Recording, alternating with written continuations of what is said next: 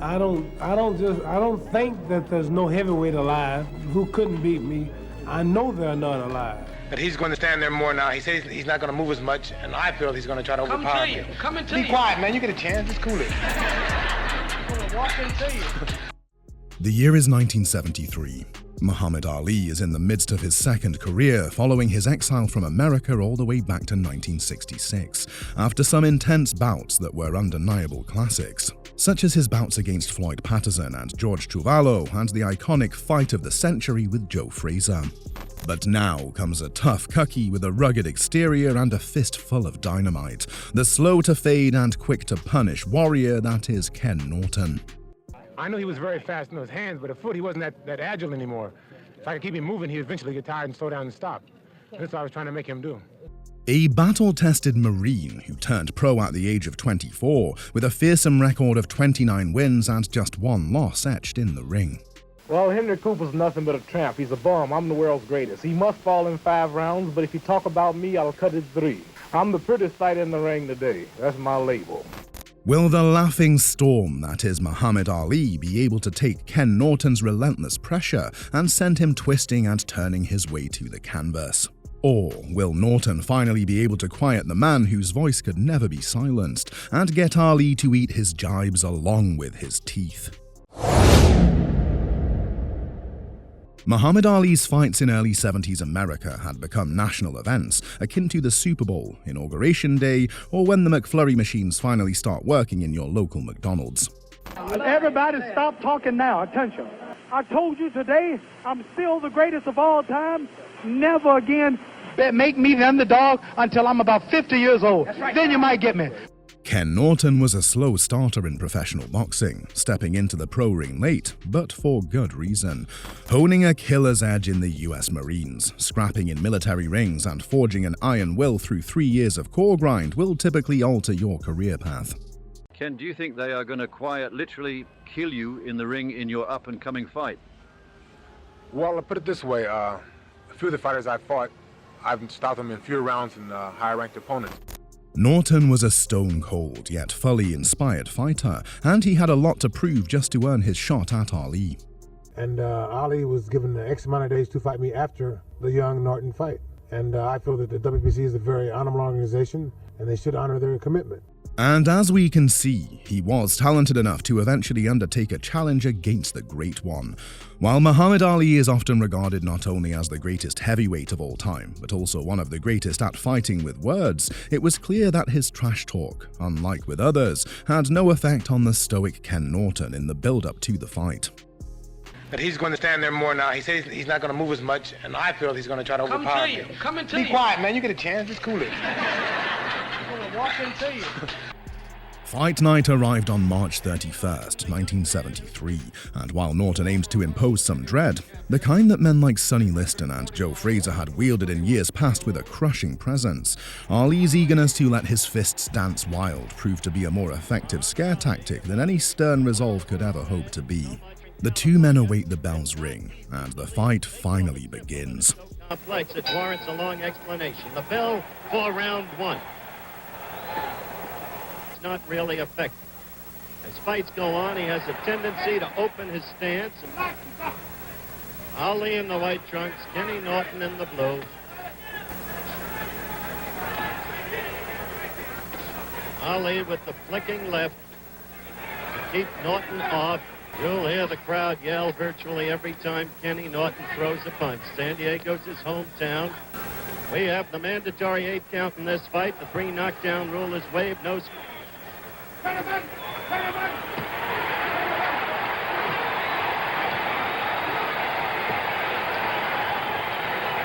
Half of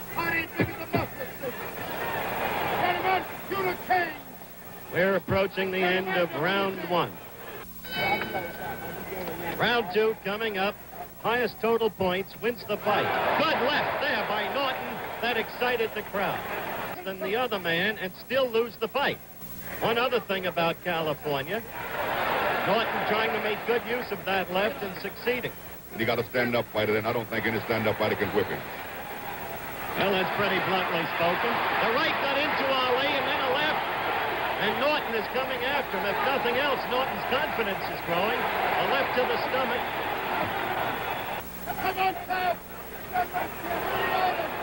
At the end of this round, by the way,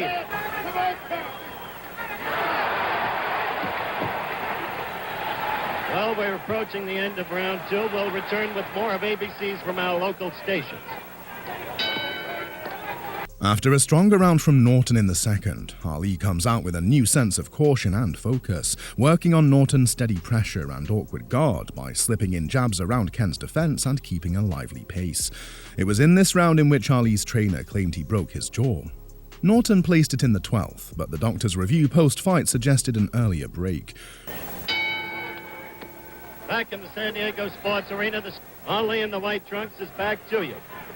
The two standing in ring center. There hasn't been much movement by Ali in this fight. He appears sluggish.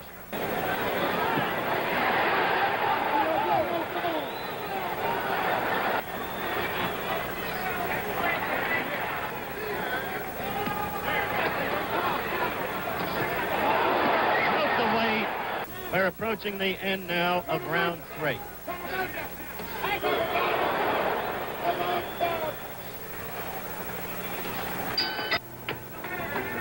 Round 4 coming up. Norton said he wanted to cut the ring in half on Ali. He didn't even have to do it in the first 2 rounds because Ali showed no movement. He knows what it's all about, Howard. Angie Dundee, the trainer of Muhammad Ali, sitting just over past Joe Frazier. From the San Diego Sports Arena on ABC's Wide World of Sports. And an almost startlingly dull Ali.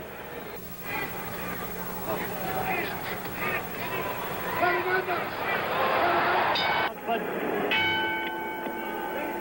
we're back live at the San Diego. So far, a tame fight, a sluggish fight. Has he gone back that far? That's not easily believable. But certainly we've seen him fight this way. That was in that rematch at Madison Square Garden against Floyd Patterson. Cliff got into Norton then, but he wasn't hurt. Some thought he had. Here's Ali directly. Round 6 has Norton sticking to his battle plan. After 5 rounds of grinding Ali down in the ring, Ken Norton keeps his steady grip with smothering pressure and crisp shots.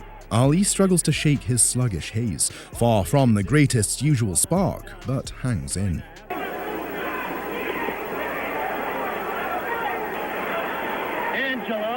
Angie, what is wrong with your fighter? Tell me now. Circling.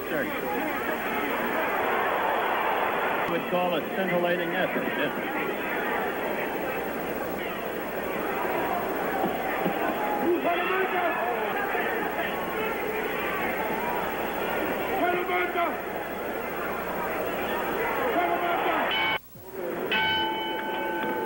The bell for round 7. We're coming to you live.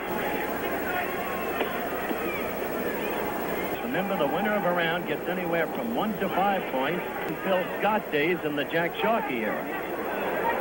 Just a moment. We'll be back with more of Wide World of Sports right at... You're not giving no more than you can take.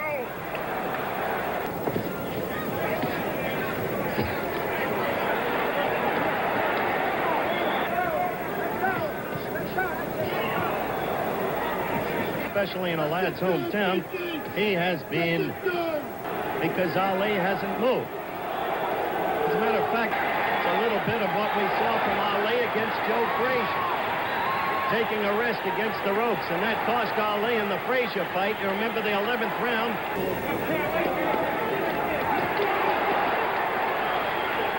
Not only lasting, but who can tell about the scoring?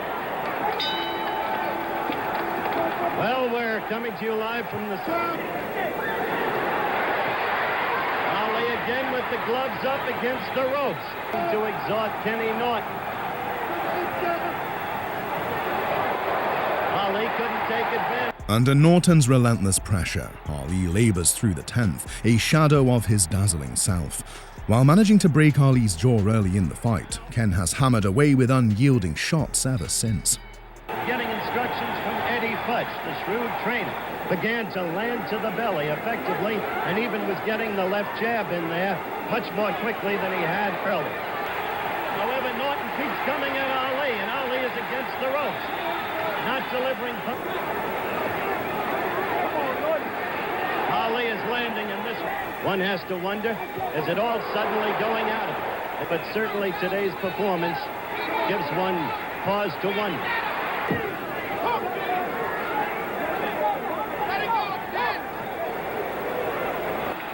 The fight has spoken for itself. The final round, after Joe was beaten by George Foreman. Ali is tired. Ali is really tired. Good right fight. That right hurt Muhammad Ali. He's got in there, and there's blood in Ali's mouth, too. Right left in him. Though unable to finish Ali despite a golden chance, Norton's tenacity steers the bout too, keeping him in front on the scorecards as the 12 rounds draw to a close. And it was clear we were about to witness one of boxing's famous upsets. 7 points Norton, 5 points Ali. There it is! There it is! One of the greatest upsets again in boxing history. Ken Norton outfought Muhammad Ali on an off night for the legend, besting a dazzling trickster who couldn't unravel Norton's rock-solid resolve with his sharpest ploys. And with that, Norton's stock soars, carving his name as a heavyweight threat, while Ali's rare stumble dims his gleam just this once.